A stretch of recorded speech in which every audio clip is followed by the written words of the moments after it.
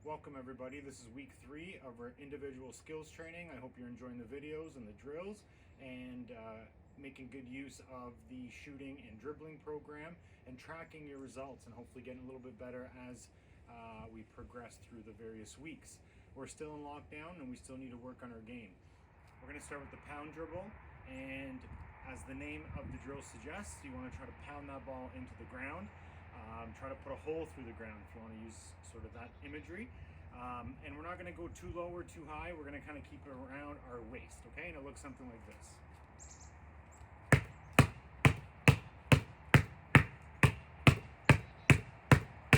Okay, and then left hand.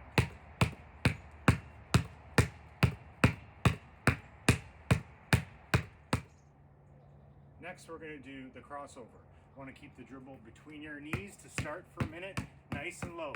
As soon as it's in one hand, back to the other. And then you're going to do a minute wide.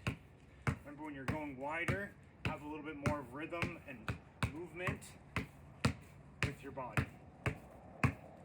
Next, we're going to do the scissor dribble. We worked on it last week, so we're not going to spend a whole lot of time on explaining it this week. I want you to try to go for 2 minutes. And remember, with every dribble, you're switching your positioning of your feet. Okay, you get the idea. Next, we're going to move to around the world shooting. Again, 5 shots at each cone, 2 on the baseline, 2 bank shots, and 1 in front of the basket. And I'm going to demonstrate in front of the basket only this week. And the reason for that is now we're actually going to have that guide hand on the side of the ball. And really the only purpose of that guide hand is to make sure that ball doesn't kind of slide or fall off of your shooting hand. So you don't need to hold it very firmly. It's just very gently resting up against the side of your guide hand. And you want to make sure you put your guide hand in the proper spot. You don't want to have it underneath the ball. You don't want to have it over top or behind, just gently to the side. You don't want that guide hand affecting your shot.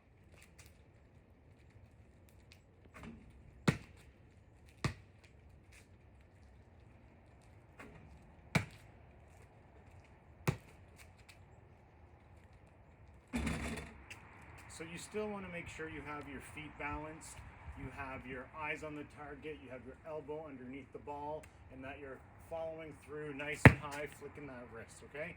So form shots with your dominant hand, now with the guide hand touching the ball.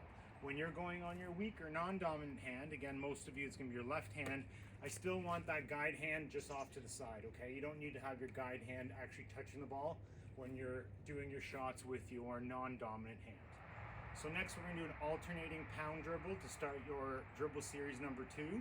And as it suggests, it's alternating in terms of the height of the pound dribble.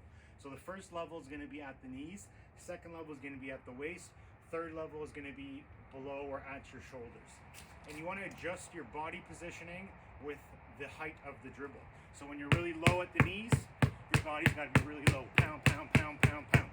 When you get up to your waist, you can get up a little bit higher, but you're not upright at this point. And when you get to around the shoulders, knees are still bent, you're still in an athletic position, so now that ball comes up a little bit higher. Okay, same thing with your left hand.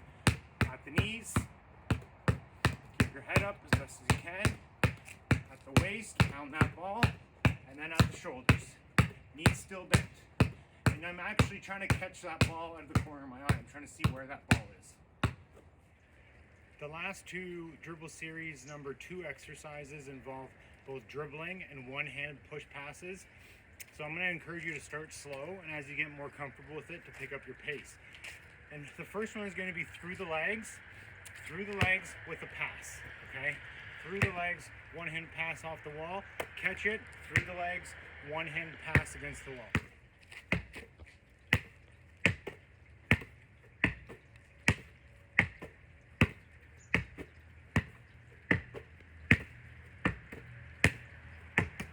The last exercise of the dribble series number 2 is going to be behind the back, one-handed push pass.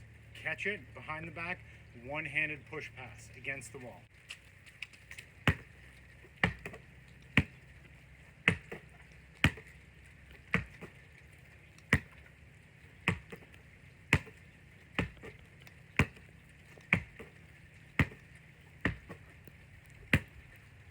Okay, next we're going to work on layups. And you're gonna do 40 in total, 20 going to your right, 20 going to your left. And I would suggest if you're a younger player, maybe under 12 or under 13, you wanna stick going to one side for the entire 20 and then go to the other side for the next 20. If you're older and you have your footwork figured out and you understand the drill, you can probably alternate between right and left. Now what's different this time is that you're gonna actually attack the front of the rim. We're not gonna use the backboard. We're gonna try to get that ball just slightly over the top of the rim and have it roll in.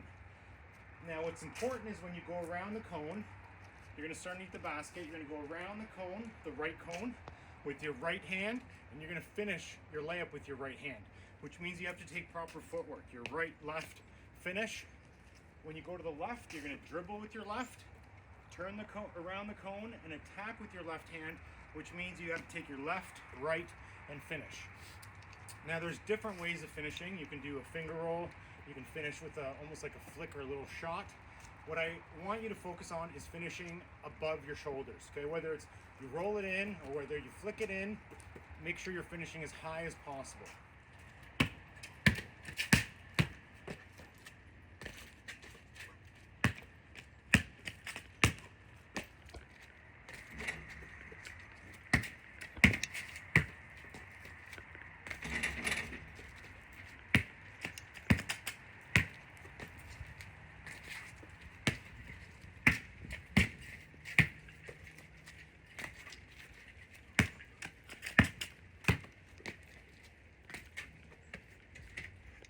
Now at different parts throughout the workout, you're going to see free throw shooting.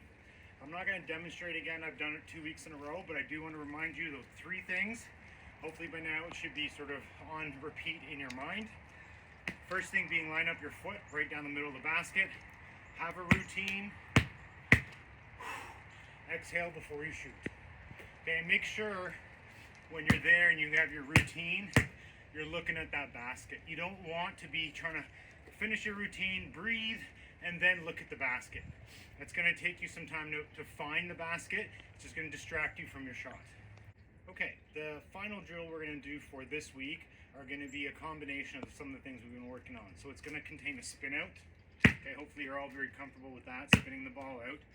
But now what you're going to do is when you spin that ball out, when it's coming down, I want you to get as low as that ball is, knees bent, hips facing the basket, ready to shoot, and as that bounce is coming down, you're catching it and you're shooting.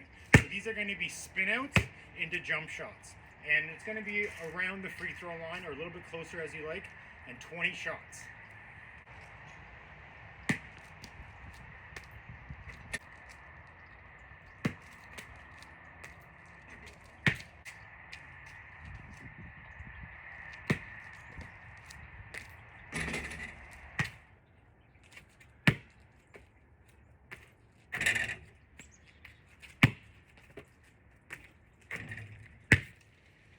Alright, so that is week number 3. If you go through the whole training program, it's a total of 150 shots, a combination of form shots, paint shots, meaning layups, and free throws as well. Hopefully you enjoy it and you get a little bit better, and hopefully you find some better time or better weather than I found today, but that is really up to you, right? You can train in the rain as long as it's not too cold, as long as it's not too slippery. And remember, we're almost through this. We fight as one and we fight on, and hopefully we're in the gym sooner rather than later.